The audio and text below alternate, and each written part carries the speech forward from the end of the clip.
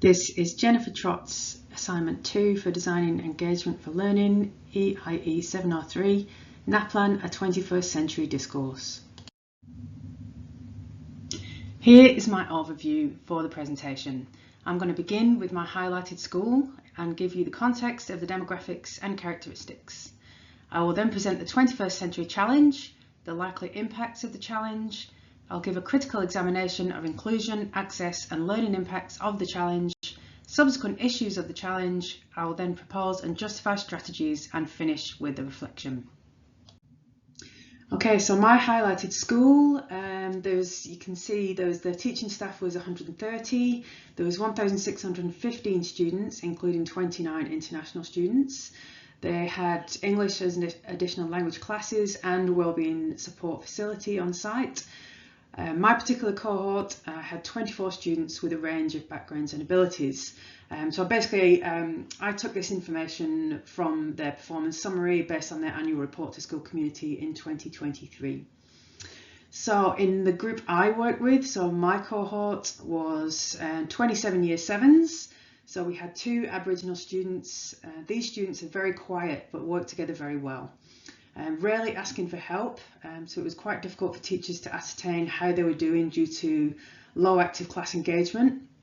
3 students from lower socioeconomic areas. Sometimes they could arrive at school without the expected uniform, which could affect their confidence and ultimately their level of engagement in class. We had 1 student with an autism spectrum disorder, and that student preferred to have 3 other students maximum on their table. There was 2 students with ADHD, which they sometimes struggled with attention and staying on task. 1 student also with anxiety disorder, and that student had a green pass from the wellbeing facility to leave class whenever they were overwhelmed. So class weaknesses. So I'd say from a class transition point of view, going from year 6 to year 7, no clear friendship alignments just yet. Still getting used to the school and figuring out where they fit into that school environment, so not a great amount of class cohesion yet. Class strengths, the class responded very well to wellbeing exercises and icebreaking exercises before the learning began, just to shake off that excess energy at the start of the class.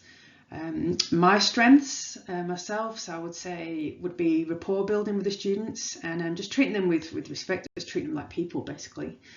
My weaknesses, I would say, is my inexperience in the classroom and not quite yet having that full understanding of how the school runs.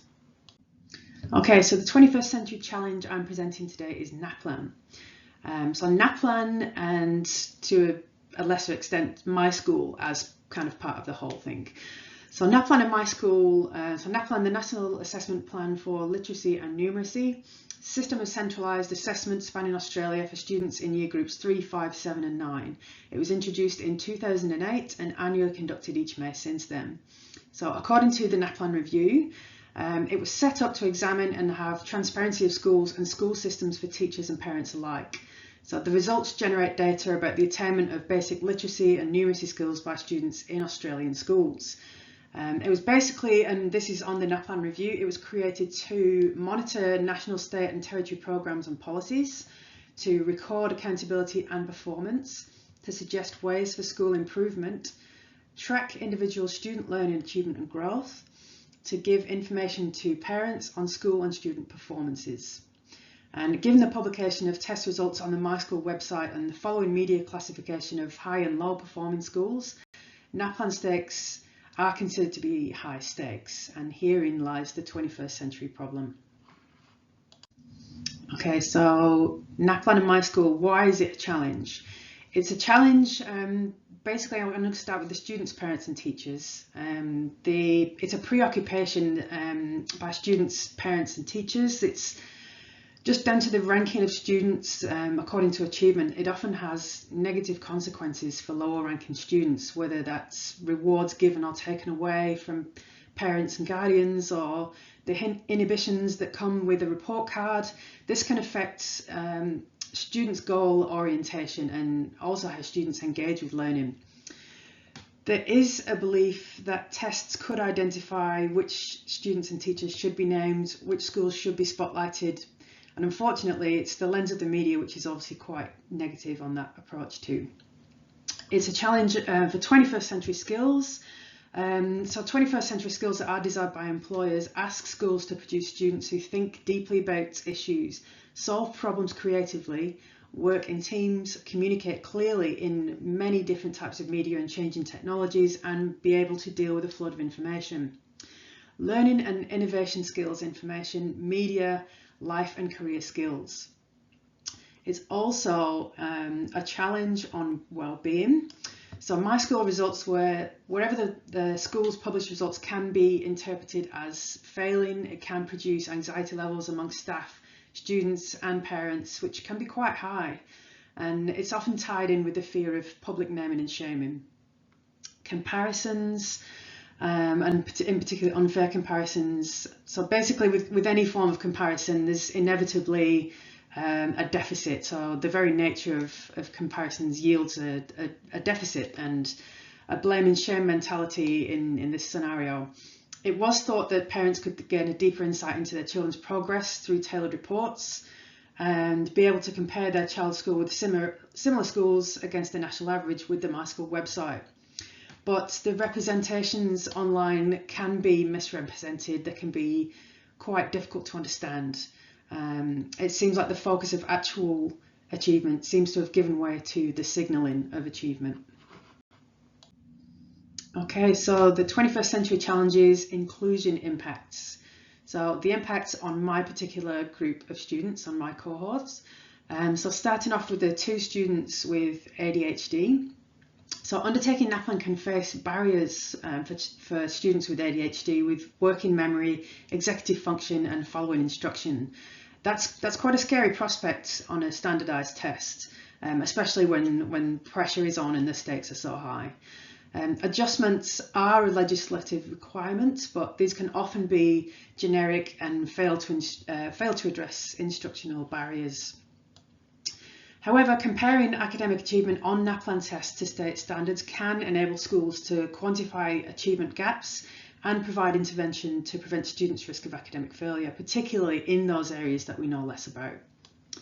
So the student in my cohort with autism spectrum, inclusion impacts for that student tie in with, it has been argued that the publishing and the results from NAPLAN has caused a school success rate for perfection of service at all costs. So in a high achieving students are in some research is being perceived as a prized asset, and students are perceived as underachieving can be undervalued. Some research has found that teachers' ability to accurately identify relevant barriers for adjustment can be quite poor, and this can lead to misalignment. And knowing your students is so important for this. The student with the anxiety disorder, also research has shown that increased stress and pressure around NAPLAN among students is an issue. This presents a potential barrier for students with anxiety, and again sort of heightens that load for that student. However, there is also an argument made for the monitoring of students during NAPLAN to help identify anxiety problems for intervention and help and assist in those areas. My 2 students from a lower socioeconomic background, social class distinctions are institutionalised in education, and that is a barrier for students.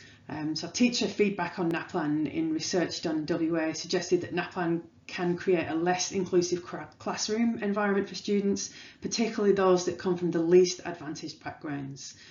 Okay, it could also be argued that NAPLAN is a tool to garner intervention if necessary.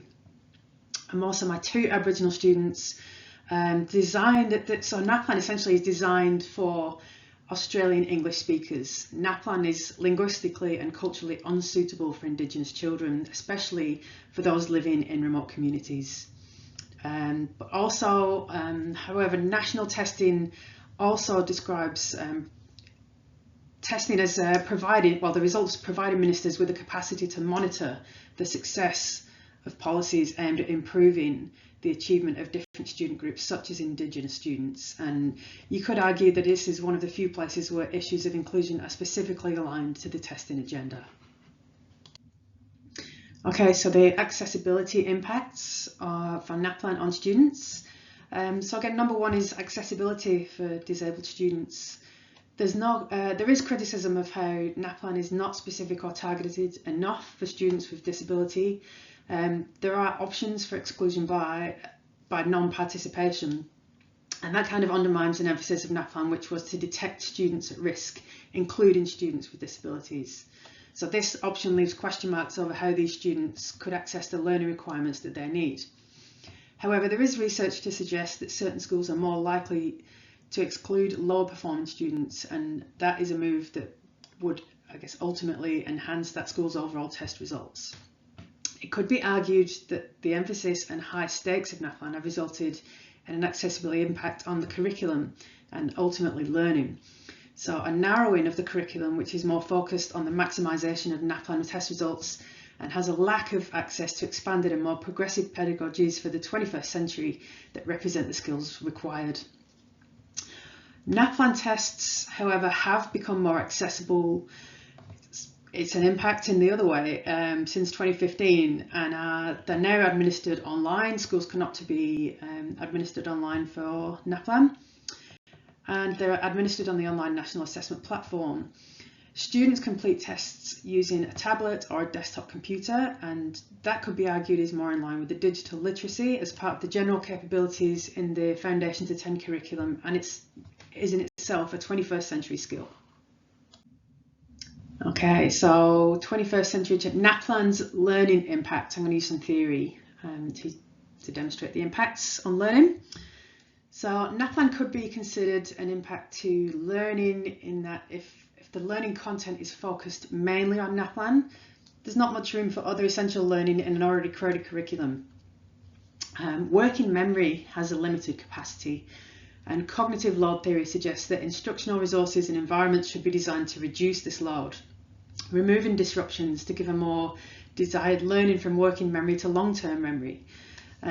So that's the cognitive load theory.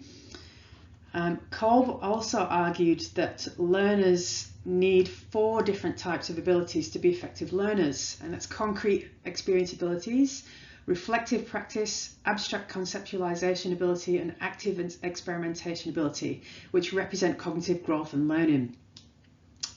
So that's kind of goes against what NAPLAN is. So NAPLAN's more procedural, so it kind of flies in the face of it a bit there.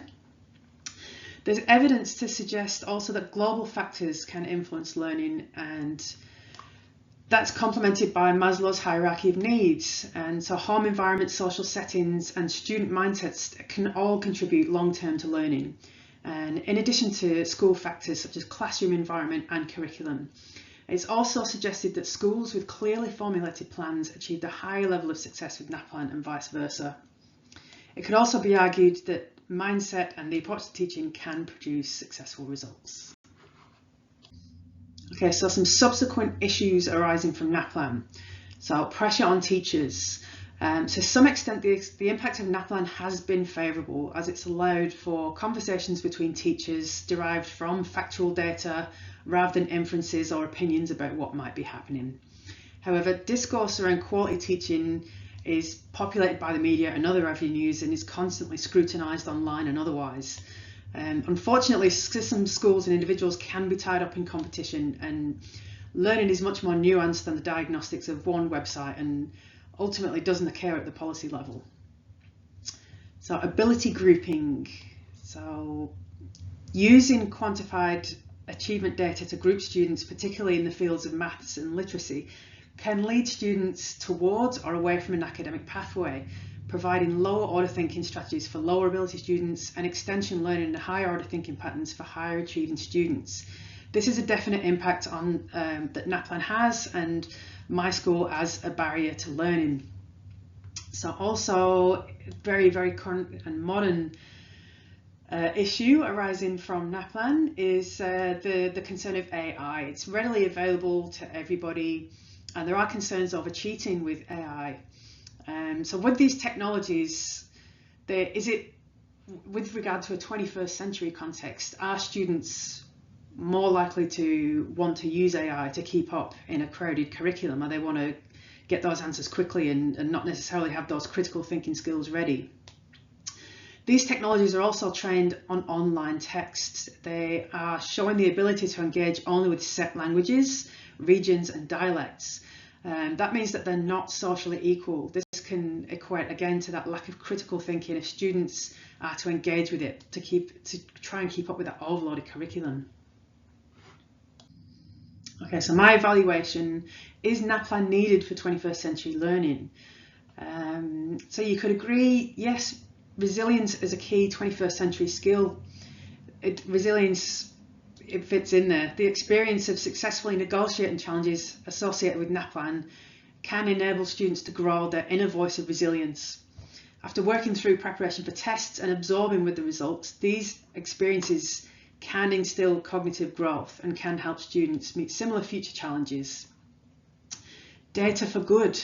So the Programme for International Student Assessment Worldwide study provided research that shows that in high-performing education systems, leaders have committed to their population to make choices about valuing education over consumption and ultimately their future. So the purpose of data analysis can be used positively. You just got to have the best intended aims at its pinnacle. So looking at the argument for no. So particularly relating to my cohort, so my year 7s, there is research that shows that year 7 students generally have more negative attitudes towards NAPLAN than younger cohorts. This would seem to affect their progression as they look forward to their high school career and into higher education. Also, NAPLAN is not made fully inclusive. It's not made for Aboriginal and culturally and linguistically diverse students. Tests are standardised for English language speaking children. NAPLAN does not sufficiently cover the full range of complexities that Australia has in its classrooms, and one diagnostic tool can't represent and analyse the attainment levels of first language speakers and second language learners. Okay, so what it means for me, what have I learned? Shaping and learning my teaching landscape. So I've learned that as a pre-service teacher, there are many challenges to consider when walking into a classroom. There are considerations on a global, national, local and micro level that are constantly moving and under scrutiny. Assessments are part of everyday teaching, and I think the conclusion I've come to is that assessment is a tool of learning measurement. NAPLAN is one of these, but a more holistic multi-measured approach can give you a better indication of how students are doing. I'm not sure how easy it is to remove some of the anxiety and high stakes attribution to testing when I do begin teaching, but I think just being aware of the educational landscape before I begin is essential to know what's in front of me and where I fit into it. What am I going to do about it? When I begin teaching, I will look out for those students that are more prone to stress and anxiety, not just at certain points, but in the whole school calendar. And I'll certainly be aware of students, colleagues and parents, and also myself in the build-up to and duration of the NAPLAN testing cycle. Teaching strategies. So again, going back to the PISA research, 9 out of 10 Japanese students say it depends on their own investment and their own effort. And that tells you that a lot of the system that is around them is very encouraging. Every student knows what matters. Every student knows what's required to be successful. This is a common theme that I keep coming up against, and I think belief in your students and your own competency and confidence needs to come through. As far as my described cohort goes, I think the impacts on their accessibility, inclusion and learning from NAPLAN, they will continue to grow with the ever-changing landscape of standardised testing. My engagement with the subject has certainly helped me to understand the nuances of what is involved. I know I don't have all the answers yet. I have the naive understanding of a pre-service teacher who's ultimately more prepared to respond to the necessities of the educational landscape as it stands currently. Okay, so strategies to redress the challenge. Goals of my strategy. Working directly with students, my strategies are to work with, not enhance, any negative views of NAPLAN. It's on the landscape, it's rolled out yearly, and it's here, so you've just got to work with whatever it is to work with. I can only change myself and the students in front and assess the students in front of me. So ultimately with that as well, that goes into goal 2, which is to support students always, just to be that advocate for positivity. So it has been shown that teachers that have been more successful in classrooms where the onus is not put on so much on NAPLAN. And the evidence presented here points towards a holistic view of media, community and schools, which is a whole 360-degree effort, basically, everybody. If it is possible to work within these parameters, change viewpoints and show evidence of other communities where this holistic positive measures have been successful, it's a really good start. And my reflection on the 21st Century Challenge, so on my cohort and diversity within my cohort, I think they did go ahead and do their NAPLAN tests. They were backed up with extra support, with learning and emotional support from the school's wellbeing facility and the students and other students and staff in the school. The other students, so English as additional language students, were helped with extended classes, and adaptations were given for students with extra needs. There's some great systems in place at the school I was at. I'm guessing there's always room for improvement. There usually is an uptake in services during the NAPLAN cycle at the wellbeing facility, but that just shows that the students are well aware of that service. It's on hand when they need it. So areas of education such as these can be positively worked through and can be successful. The whole school approach to NAPLAN is generally beneficial and encouraging, and I think I could fit into that and roll alongside it. New approaches for schools. One of the options I read about, which was very interesting for a more holistic take, is schools to utilise a modern take on the idea of records of achievements, which used to be around in the UK in the 80s and 90s, I think it was. They were basically the reporting of a wider range of educational outcomes. And Torrens suggests that this method could be taken online and could be one way to offset the impact of system measures in a centralised assessment system, and that would be owned by students themselves. What I've learned myself is focusing in on only one result on one test on one day can be very stressful for students and school communities alike. It doesn't fully represent the whole picture and is a measuring tool. However, I do understand that measurements and accountability are required for an education system to thrive. Furthermore, I think that if the diagnostics of the data has a definite aim in mind for each school and for each individual, it can make the outcome much more understood. What am I going to do now? I hope that I've done this subject justice, and I'm going to take everything that I've learned, absorb it, and take it with me into the classroom.